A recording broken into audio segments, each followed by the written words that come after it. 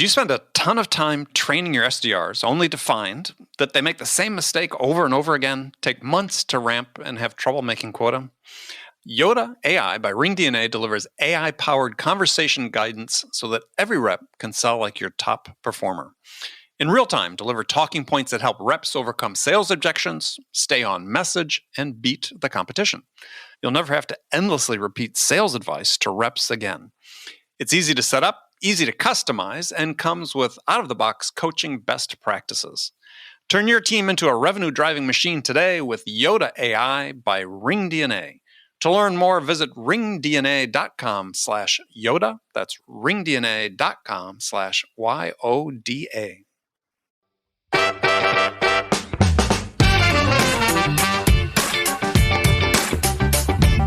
There is a dearth of female leadership right now who are in this boat, who have young kids, who are trying to school at home, who all of those things.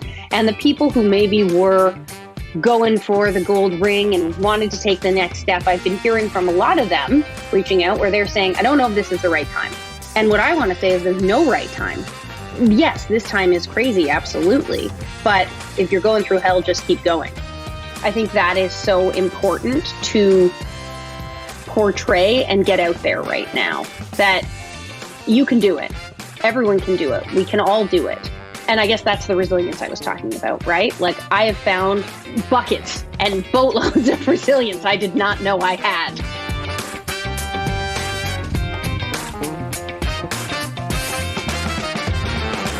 Hi, friends. Welcome to the Sales Enablement Podcast. I'm your host, Andy Paul.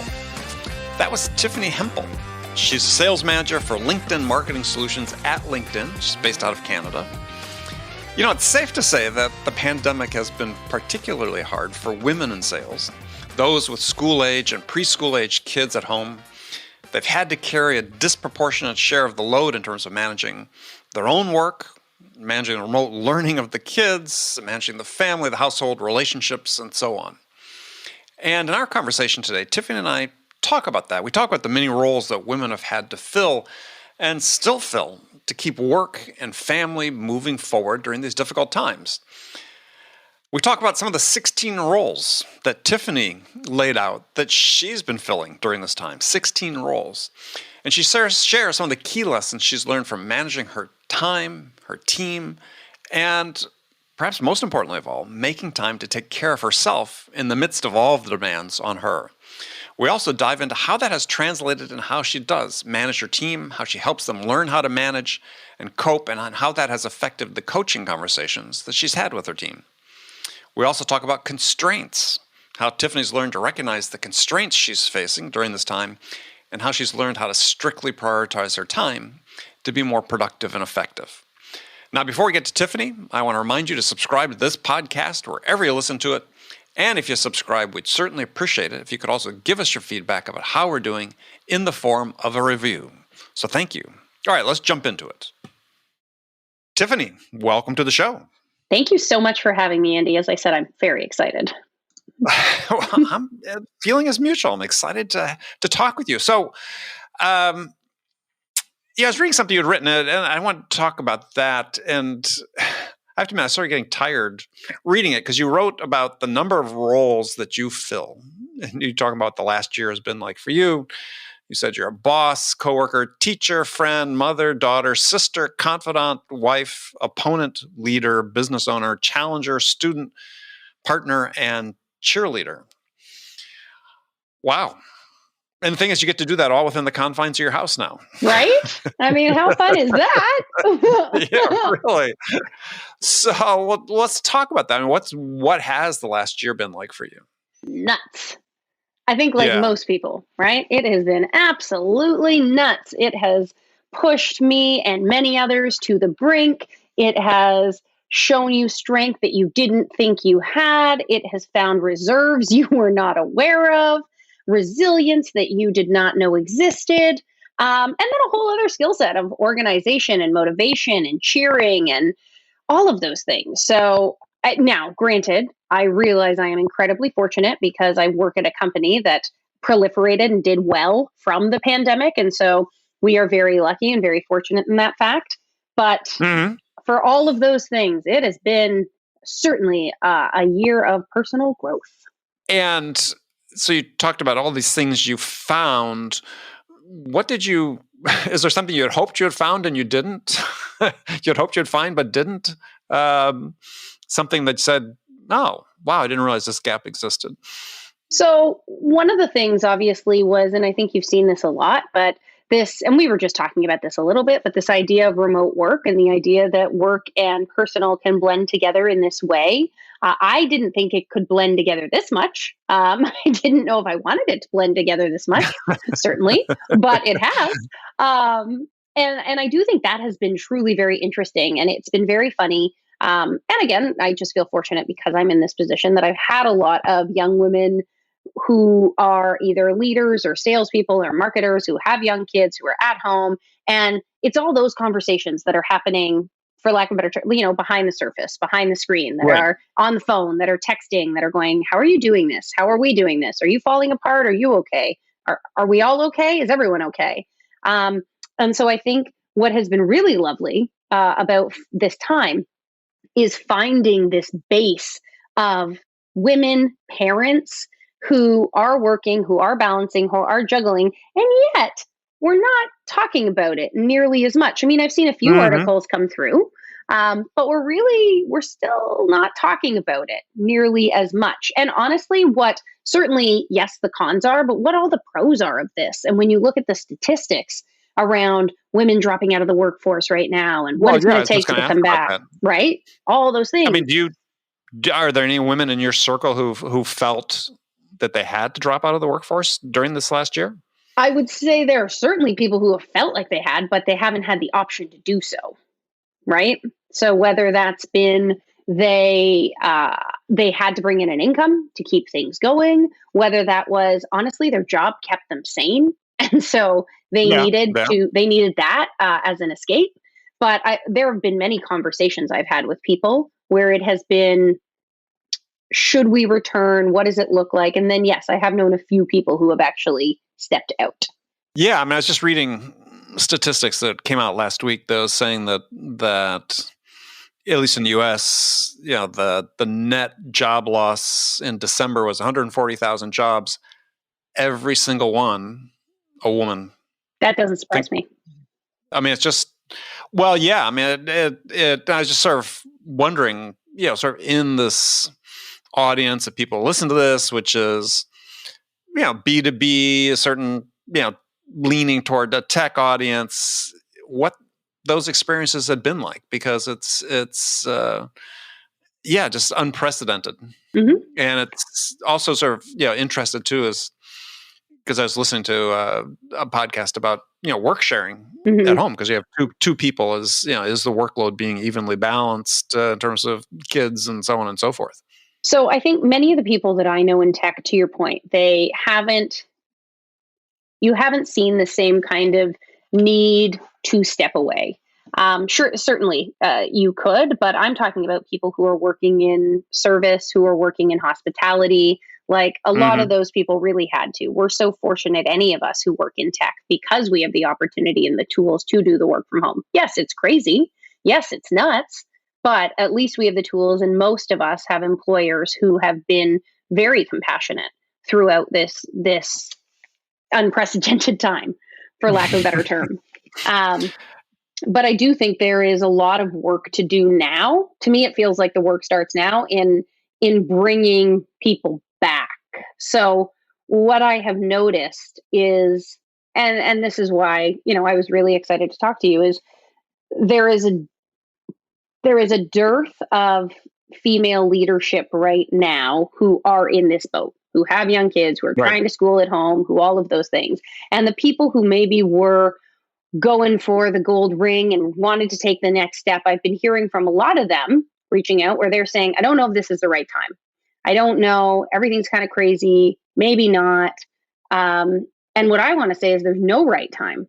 And yes, this time is crazy. Absolutely. But to me, I guess if you're it's that old Winston Churchill quote, right? Like, if you're going through hell, just keep going. And so I think that is so important to portray and get out there right now, that you can do it. Everyone can do it. We can all do it. And I guess that's the resilience I was talking about, right? Like, I have found buckets and boatloads of resilience I did not know I had.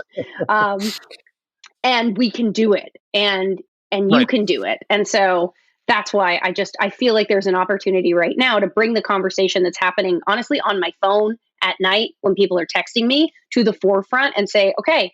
And I know I've seen a few articles again, but not enough. Like, all right, so how do we do it? Who do we talk to? Where are the people? And Right. one of the podcasts I had heard from you, on one of my morning runs, was about that. Like, where are the young female leaders? Where are the Yeah. people? Well, and I think that's such an important point, because this is such a unique experience. Yeah, if you're trying to draw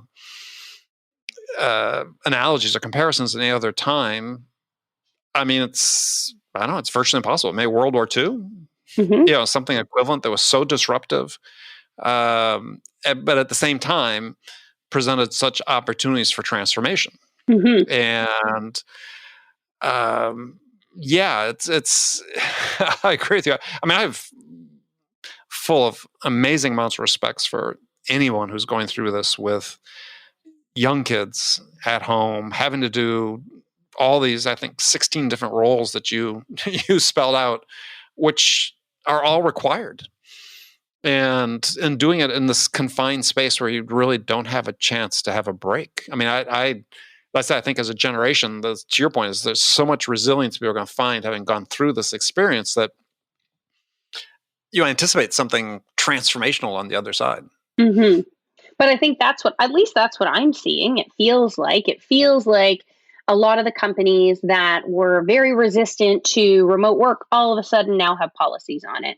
Companies that, and you saw this, that we were already moving to a more work-life blend as opposed to Right. that, Balance. that hard line. And you're seeing it now. I mean, this morning I literally had a one-on-one with one of my teammates, and in that, my son was with me, obviously, and "Oh Canada," the anthem started. And so I'm sitting there talking to him, like, "Oh man, I'm really sorry. Hold on, can we just stand for the anthem?" So the three of us, him on Zoom, me and my son, are standing for the national anthem.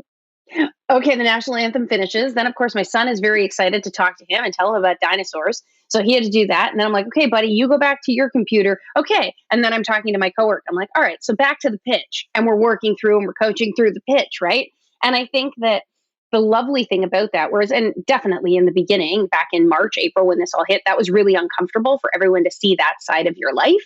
Now I find that vulnerability has created this immense wealth of trust that normally takes so long to build. But because we've been condensed into, like you're saying, this box where we have to play all these roles, and frankly, all those roles are visible, you have this opportunity to build an amazing level of trust with your team, which is also unprecedented and so fortuitous.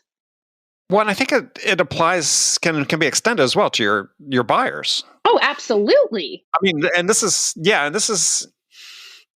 the thing that sort of drives me nuts. And I was just having a conversation with somebody about this a little bit earlier. It's just, never before, at least certainly in my lifetime, have we had a situation where you have such a common set of shared experiences with every single person you talk to.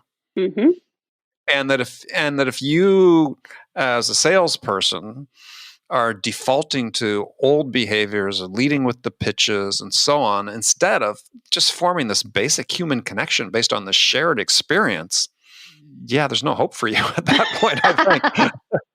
It's so funny you say that, Andy, because this morning I was actually talking to my team and we were chatting about this, and I was like, all right, guys, we've sold with data. Everyone's sold with data. That's great. Insights data. And yes, it's important. Absolutely. If you don't have it, you're not going to get it. But at the end of the day, exactly like you said, tell me the story. Connect with me. Find my commonality. I was on a call with a client yesterday, and it was very funny because I was on a call and this was someone I hadn't spoken to before. And so I'm sitting there and I'm talking to them, and he's on his phone, and we went to the pharmacy together, and then we went home, and then I met his dog. And I'm like, to your point, like, it would have normally taken me, I don't know, a year to even find out like what his dog's name was. I don't know. But Right. to be that personal that quickly is such an opportunity as well. Well, so the question I guess I'd ask you, Jen, I know your crystal ball's the same as the rest of ours, but how do you see us as we sort of come out of this over, gradually, certainly over the next year or two, depending, who you believe. Are we going back? What's going to be? I don't want to call it the new normal, but what's that phase going to look like that we transition to? So I think it's interesting. Again, you bring that up because obviously no one has a crystal ball. I certainly don't. Wish I did, but I don't. And when you look back at the 1940s and the 1950s, so coming out of World War II, they at the time you didn't have the women's movement in the same way, right? And so ultimately, yes, the 40s brought all of this progression and transformation. And then in the 50s, you got put back in your house and back in your place. And Yep. I don't think that this time, with the advent of social media, the way that we have it, and the visibility of platforms, and I'm not even talking social in a consumer sense, I'm talking in a business sense, companies coming Mm-hmm. out and people making statements and claims that you will be able to go back to how it was because everybody's seen Oz, everyone's seen behind the curtain now. And so I think you are going to see obviously a much more work life blend. I've seen a myriad of companies come out in the past month that have issued statements. I'm sure you saw, I think Salesforce today put out a statement that they said, we're going to have three options: fully remote, 2 to 3 days in the office, 4 to 5 days in the office. And it's official, right? Like this is the stance. And so you're going to. When you choose those, does your pay vary? No, nothing varies. That's it. Like these are just the options for physical working locations. So I think you're going to see a really interesting work-life blend. People aren't going to be expected to be in the office all the time. One thing I don't know, and I would actually love your opinion on this, Andy, because you've talked to so many people and you've been around so long. Thank you for reminding us. I'm yes. sorry. I meant in a career sense. I meant you have excellent history. But what's really interesting is I read somewhere that someone was saying the idea that you will have to, miss dinner with your kids for a client dinner will be a thing of the past. We won't be doing those anymore. And I read that and I have my thoughts, but I would love to know what you think. Interesting. Yeah.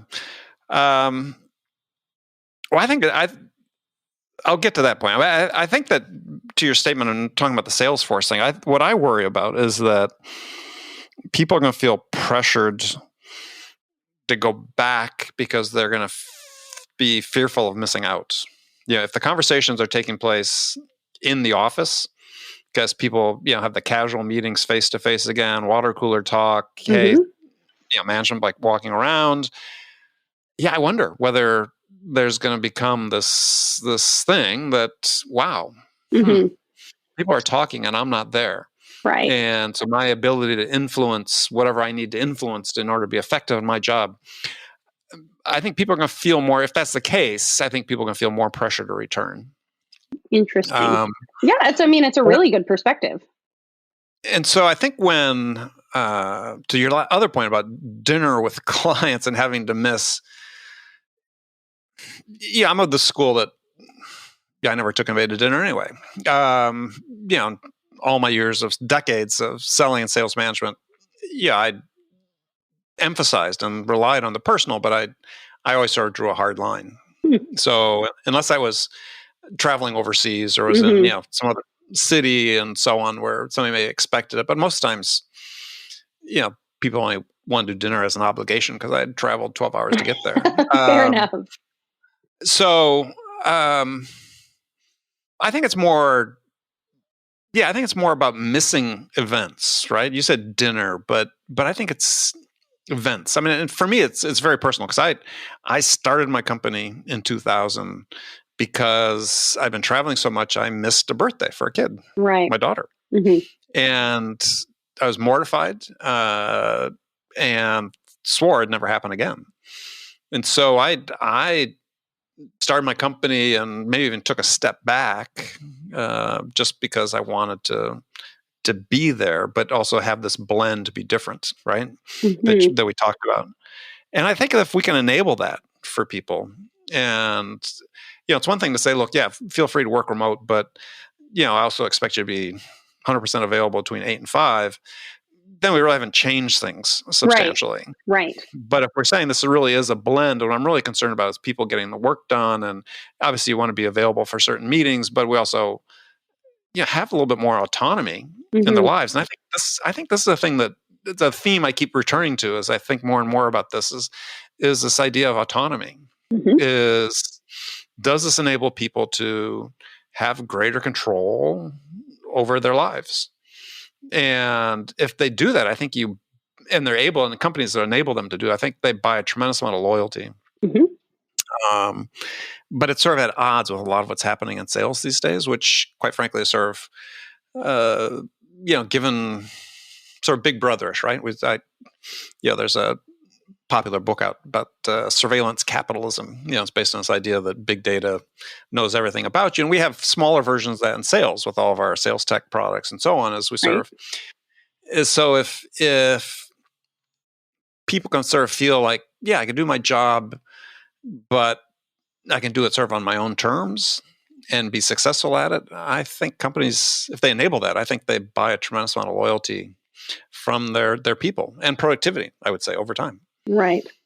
So the themes you're really saying are, like you said, autonomy. And I think that, sure, that has to come from a company lens. Absolutely. I think if you can do that, great. But I do think this is where, if you are in any sort of sales, marketing management position, this is where, to me, that's also your obligation to create that psychological safety, right? Yes. I agree, 100%. Yeah. And so I think, but that's where I believe you have an opportunity. So I believe you have an opportunity right now to carve out, for lack of a better term, like your own destiny on how you are going to operate. What is your leadership shadow that you are going to put out there? And I think that when we return back to work, whatever that looks like, that, like you said, the idea of missing conversations, the idea of not being there. Well, FOMO exists even in the virtual world right now, and nobody's around. People think people are having other Zoom calls without them, and people think people are talking, right? Like that will never go away. And so I think it's an ability to, whether it's like you said, creating it such that you say, okay, if you are going to be 2 to 3 days a week, can everyone try to be in the office on Wednesday and Thursday so that we do have this group think ability and energy to feed off of? Or ensuring that as we learn things about conversations and passings and whatnot, making sure that as a leader, you are consolidating all that information and disseminating it in a predictable manner so that people don't feel like they're left out or they missed the boat or something like that. So I do think equal access. Exactly. That's a really interesting point you did bring up, though, on to me, it's the difference in communication styles that ultimately has transpired over the last 12 months. And what was important versus now what is much more important. I don't know about you, but at least a year ago, like I heard about employee well-being and it was there and it was great. But now all of a sudden, you have so many resources going into well-being and mental health and people having these breakdowns because they are playing 18 roles at home and they can't keep doing it. And so I think as a leader, if you can help in any sense create, like you said, the autonomy, the psychological safety, the ability to be whoever you need to be, wear whatever hat you need to wear in that time, then I think, again, you create, like you said, loyalty. If you can create that synergy between the team, you really create a winning team. So let me extend that then is what do you think, excuse me, what do you think is going to happen in terms of travel to meet customers? I have actually given that a lot of thought. And I think that people coming out of this, I feel like, again, when you look at history, the Roaring 20s were the Roaring 20s for a reason, right? Yes. Everyone had been pent up and locked down and under quarantine and wearing masks. And as soon as we could, we just went nuts. And I do believe that's going to happen again. I think that the pendulum is wound up and pulled back so much that as soon as we let it go, it is going to swing. So I think that once we can, the opportunity for in-person meetings and client travel and dinners and all those things, I do think you will probably see a surge of that because it'll be a novelty. We haven't been able to do it for so long that it'll be so fun. But I think once the pendulum swings back to the middle, that's where I think, again, like we were talking about, you will see this much more definitive and protective stance on my time and my autonomy and the ability to get the job done in the time that I have available. Yeah. Well, I find it interesting, and I agree. I find very interesting that in all this discussion about virtual selling, and I've interviewed a bunch of people on the show about this, is for a lot of people who have written about it, I think their perception of what, and not everybody, but a good chunk of them, of how much selling was actually taking place in person versus remote and virtual was completely wrong. Right. and that people sort of assume that way more in person was taking place than actually was. I think there was one study that's found that three-quarters of companies surveyed said that like only 20% of their sales interactions were virtual or something like that. Right. And to me, that was like, that's ridiculous, right? Right. When we talk about email and phone calls, and it's, I don't know, unless you're selling insurance, door to door or something. I think for most sellers, it's been primarily virtual for a couple decades. Yeah, ever since email showed up. Well, I guess it depends though. Like it depends on the vertical you're in, right? Because we've seen it transformationally against verticals where some that are more tech-based, sure, to your point, they have been selling via email and text and all the great, tech stacks we have. They've been using all those tools. Then you look at other more traditional industries like law or like professional services, and they have not.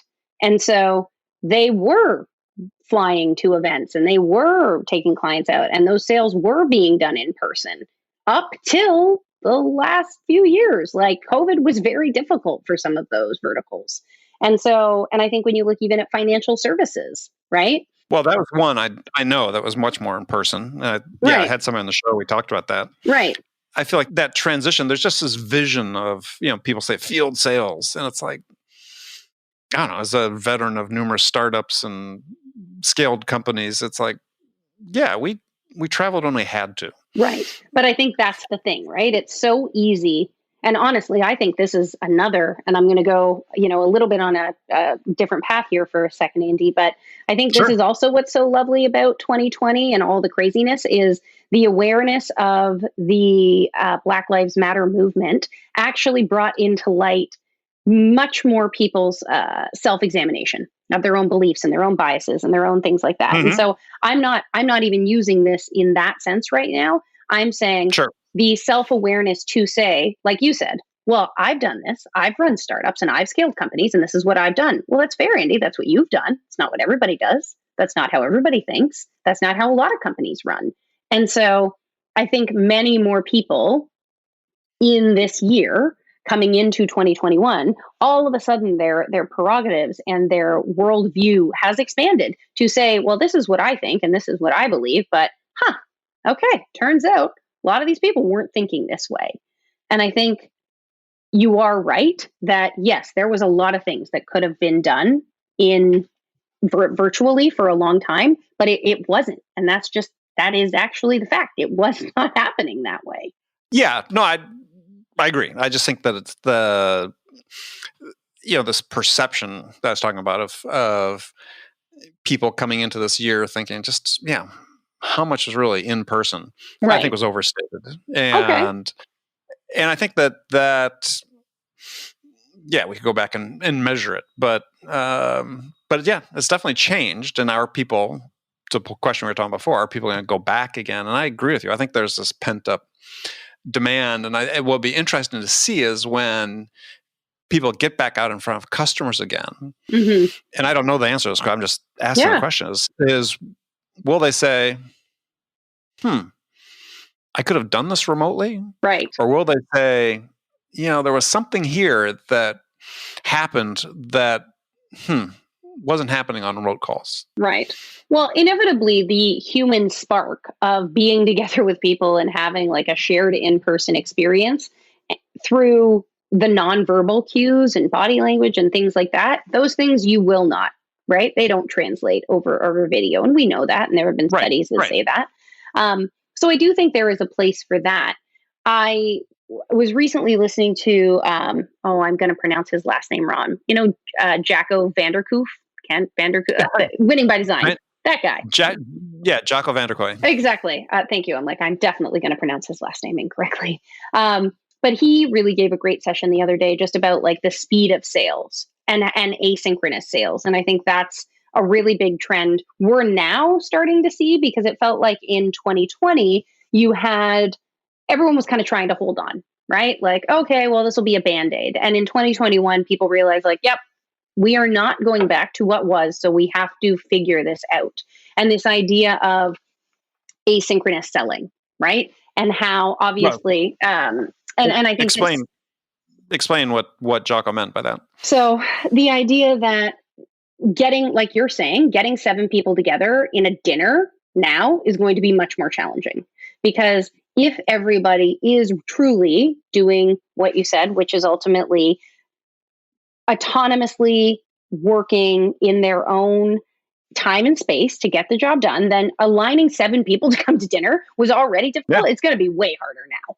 And so this idea that, okay, so then how can we use virtual selling to speed this up? So whether that's you meet with one person in person and then you follow up with a video, and that person can watch that in their own time and make a decision. You don't necessarily have to corral all the people together.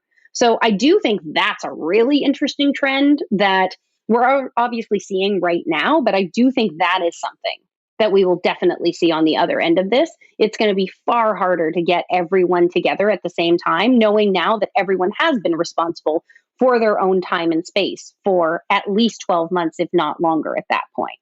I do think that will be like a line in the sand. Yeah, it's interesting thought. I mean, I sort of, to me, it's almost a little bit of a back to the future, because I think it was more that way in the past, where it was harder to get stakeholders in the same place at the same time, and required different strategies for really understanding the individual concerns and expectations, priorities, and so on of each of the stakeholders. Mm-hmm. I think that's very interesting. I have to think about that. Mm. But I think that's, well, I mean, it's we talk about the speed of sales. And I know Jocko talks about that. I mean, I've talked about it in the past as well. But when you hear that, what's that saying to you? What's your understanding of what speed of sales means? So your sales life cycle, right? To me, that's ultimately what it is, your sales life cycle. And so if your life cycle was 18 months, and I'm including prospecting, right? Prospecting, setting up, discovery, nurturing, all of those things. And it's 18 months. It feels like now that is going to become, first of all, asynchronous, in that all of the people, all of the stakeholders will never be, or very difficult to get them all in the same place at the same time. So you have to employ different strategies in order to talk to them. But 2, because everyone has had everything sped up, we haven't had to, like in some instances, you haven't had to get on the subway to come home from work. Like everything is, all the transition times in even our 24 hours have shortened. And so the ability and the output that we are generating daily has gone up. And so because of that, inevitably, the sales cycle has shortened because the output has gone up for even people on the other end, for even our clients, right? Because they go through, they produce something great. Whereas before you had to get sign off, you had to get everyone in the room, we had to get it approved.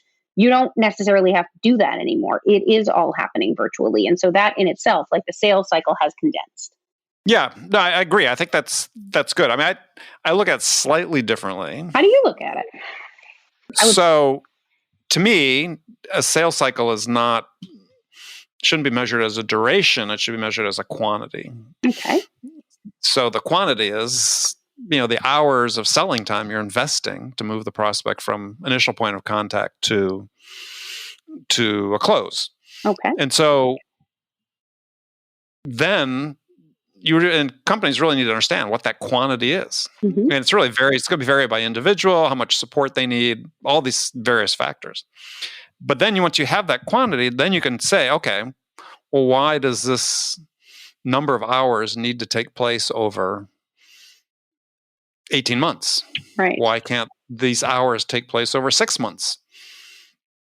So then our constraint becomes different. Our constraint then is not the hours we need to invest to move the deal forward, but could be getting the decision makers together. It could be, various other things. So it's really sort of going through this process. I believe you start with really what's the level of effort it takes, regardless of the time frame.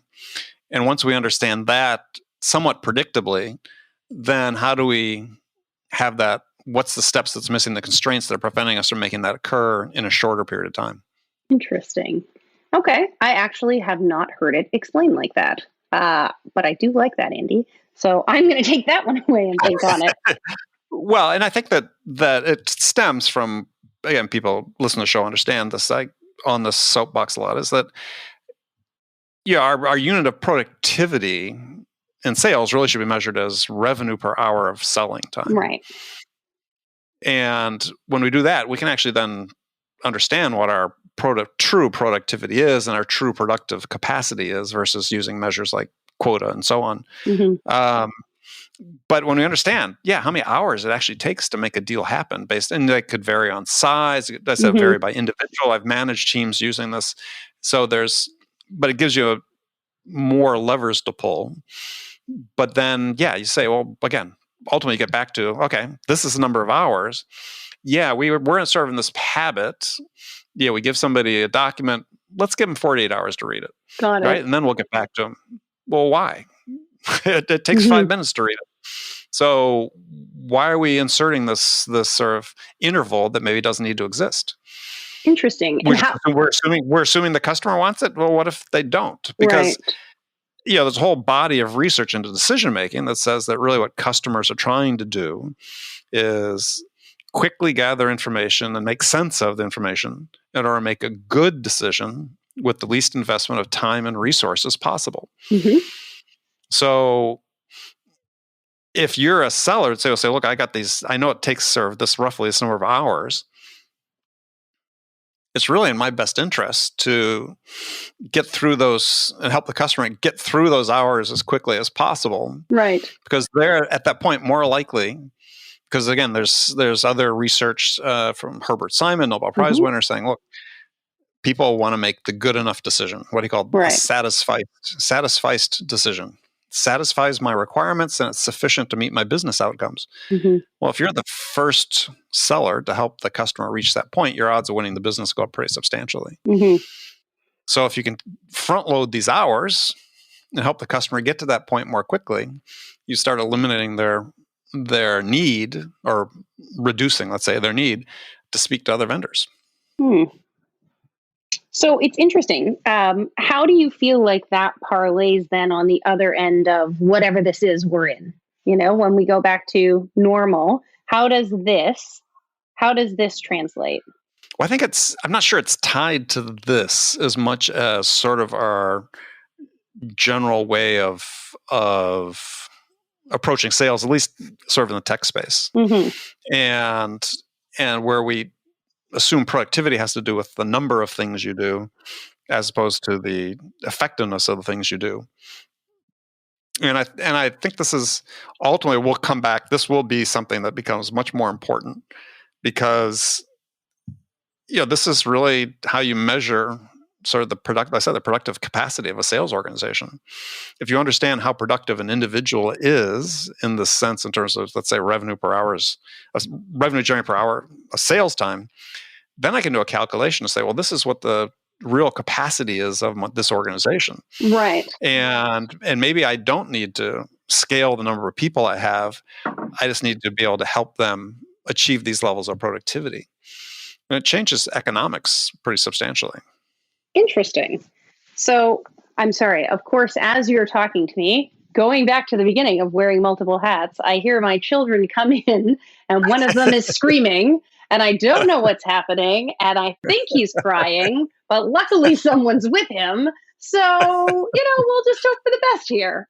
I thought that was like construction noise from outside here. Oh, okay. Well, that's great. No, it was a 7-year-old screaming. Sounds like he probably fell outside. Yeah. Right? I mean, I said, I just have so much admiration for people with kids at home that are making this happen. Yeah, it's hugely difficult. I said I can't imagine having done it when we had 2 kids at home. Yeah, unbelievable. And it leads to a question. So, in amongst this is I just read an interesting book, and this will lead to the question. And the guest on the show, a fascinating guest named Andrew Sykes, wrote a book called The 11th Habit, Habits of High Performance Individuals. I forget the exact subtitle. But it sort of 10, sort of standard habits of performance improvement or high performance. But the 11th one was really the key. And he said the 11th one is self-care. Mm-hmm. So, in all everything that's going on for you, how have you found time for you? That's an interesting question. And I do totally agree that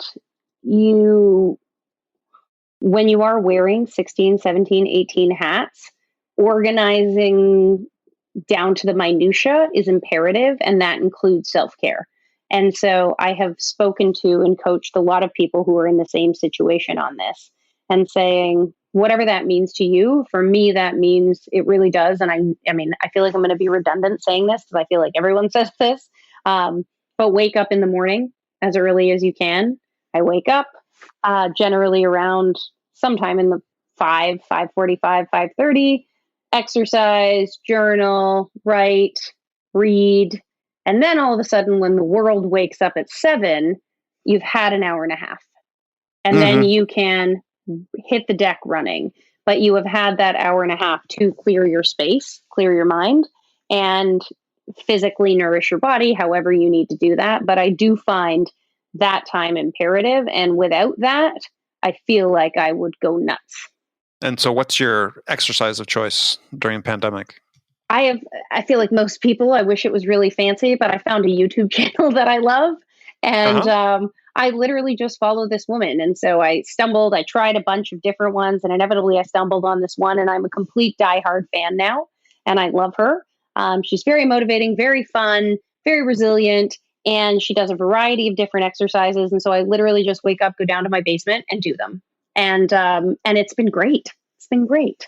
Yeah. My wife has found a similar YouTube channel, sort of a Pilates type thing. And she's just, huge fan. You have to find what works for you. Right. And so, it's been all of those things, all those habits. I mean, I even think of that now, like, will I go back to a gym? Will I go back to a yoga studio? I don't know, maybe to get out of my house, but it is quite nice just to be able to do everything and run upstairs and not have to travel. So who knows? Yeah, I know. Well, I'm all spoiled being here in California. I can get outside more easily year round. Fair enough. Yes. So, I am very jealous, but so going and hopping on my bicycle and heading out to the hills is a little bit more doable. That sounds pretty fantastic. Yeah, very fortunate. But masked up, all those things. That's still taking the precautions, but as you have to be. Yeah, what is to the point though you said about going back to the gym is I was watching a TV show I remember a few weeks ago, and I forget which one it was. Maybe it was even a movie, but there's a business meeting and people coming in shaking hands over a table, and I'm like, ooh, when's that going to happen again? I know. I've thought about that a lot. I've actually given that a ton of thought and sat with friends and peers and colleagues and talked about this. What does this generation of children right now look like? Like, what do they look like? Like you're saying, will shaking hands become a thing of the past? Will people inevitably, when they talk to people, no longer have a foot between them, have 3 feet between them? Like, what are going to be the markers? Oh, yeah. Right? And I think that is so interesting. And like you're saying, travel. What will be the propensity for travel? What will be the propensity for people to go out and dine together and drink together and have parties and gatherings? What does that look like? Is everything more intimate going forward, where it's small groups or 4 or 5 that you know quite well? So, and I do think that's, I mean, geez, when you look at, and I'm sure you've seen all the research on Generation Z and how they are less connected, obviously, and more Hmm. ingrained in tech and less engaging in many of the activities, whether it be um, I- lots of different things, promiscuity Sure. specifically, right? But they are not engaging at that as nearly the levels of generations past. And so, having now had this, where, okay, we have been restricted from physical contact, what does that look like? How does that proliferate? What does that mean for the generation coming up right now? I'm Yeah. fascinated with that. And again, I mean, I realize that goes into a little bit of sales, all of those things, because when you look, even as you sell generationally, contingent on who your buyer is, there's different behaviors, there's different Yep. Yep. tonalities, there's different communication styles. So what does that mean? I mean, now you have all of these millennials who are making a myriad of decisions, and research has been done on them. But what happens when your buyer becomes Generation Z and they have lived through this in a meaningful way? What does that look like to those of you who didn't and kind of thought, oh, yeah, it was a blip. Glad it's over. Let's get back to normal. But this isn't their normal. What does that look like? Great question. So come back and we'll talk about it. All right. Yeah, I don't have a great answer for it.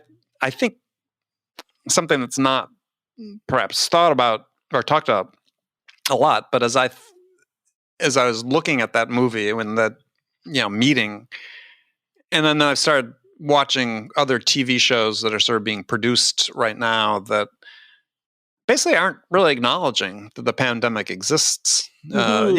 Some dramas and so on. As I think, take a look at what the impact of what media will be Mm-hmm. in terms of if it seems like that sort of carries on, then I suspect people are going to take cues from a lot of that Mm-hmm. in terms of distance, physical contact, and so on. That was an interesting that discussion I saw all over various forums, obviously yesterday with the Super Bowl ads, and all of them saying how none of the people were masked, and well, Yeah, all of these ads were shot. Like, why? And the idea being, to your point, well, media is aspirational, and media is what yeah, we hopefully strive for. But again, what happens to these people who are coming of age, who are in very impressionable times right now? This is aspirational. This is their real life. yeah. So what is that? Yeah. Again, I digress. But No, it's interesting, a an great question. interesting topic. We'll have you back. We'll talk about it. Well, I can't wait. I know. And I'll do a little more study on anthropology and how humans develop, and we can have that Yeah, conversation. go read Margaret Mead. There you go. You haven't read that forever. Okay. Well, Tiffany, it's been fantastic to talk with you. So if people want to connect with you, obviously they should connect on LinkedIn. Definitely on LinkedIn. I'm also on Clubhouse now. So I've been Oh, enjoying that, listening, hearing. It's so fun. It's so well, I got an invitation, so I have to learn about it and start it. So hop on there and just have a listen. It's great. It really does feel like walking into various cocktail parties and just perfect. listening to what people are saying. All right. Well, Tiffany, Fantastic. fantastic talk with you, and look forward to doing it again soon. Thank you so much, Andy. It's been a pleasure. Okay, friends, that's it for this episode. First of all, I want to thank you for taking the time to listen. I am ever so grateful for your support of the show. And I really want to thank my guest, Tiffany Heimpel, for sharing her experiences and her insights with us today. If you enjoyed this episode, please subscribe to this podcast, Sales Enablement with Andy Paul, on iTunes, Spotify, or wherever you listen to podcasts.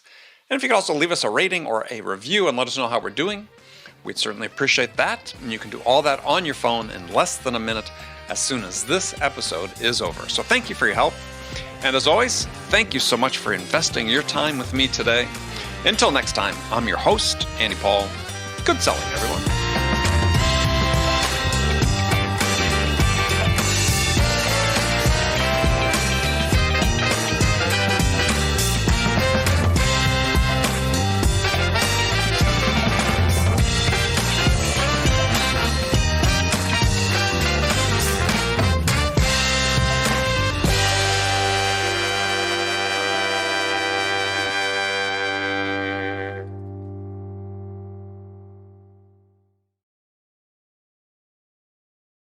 Ever wish you could coach like you've listened to every sales call without actually having to listen to every sales call?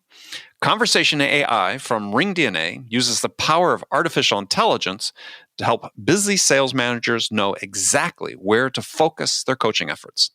Learn which talking points are working and which are falling flat, ramp new reps faster, and help your entire team master the art of conversation. Unlock your team's full potential with the power of AI.